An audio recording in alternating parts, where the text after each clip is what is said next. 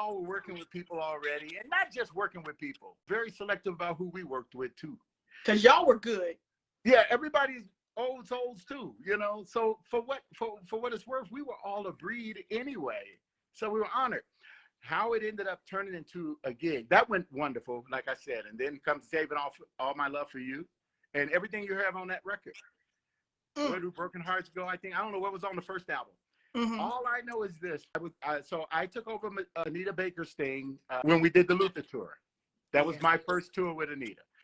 And it was Anita and Luther. I don't know, you still a baby Q. I don't know if you was around or anybody else. I heard about it. I know about that. That was a very famous spoken about tour. On a whole lot of subjects. Yeah, that we can exactly. Get into some other day. And yeah, them two was going at it. Yeah. They're out of there for now. So several times we're doing gigs at, I think, on the Luther tour, and then a tour or two after that. A couple of the last tours were a little more intimate, 5,000, 7,000 seaters, 10,000, smaller. And then Whitney came backstage on one and said, you know, she was now at that time probably the biggest act too. She was on her way, because this is now after the Luther tour and on to the. I'm marking this by where I was with Anita. And the reason was she was coming backstage at our gigs after the gig and just going, because she saw that unity, she saw what she wanted. Yeah. And then she made it known. We own you. We are on you. And you know, Q, you know her. It ain't no ramping up with Whitney. She's already ramped up. If she likes you, you got a friend. Immediately. Like right now. Right now.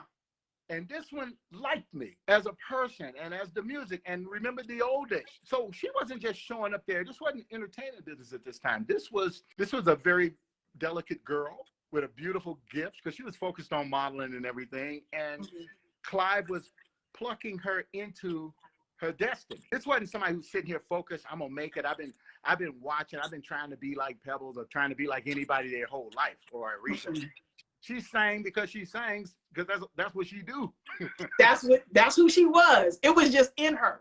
And look at her mom. So at the end of the day, that was just an introduction to her breed, her level.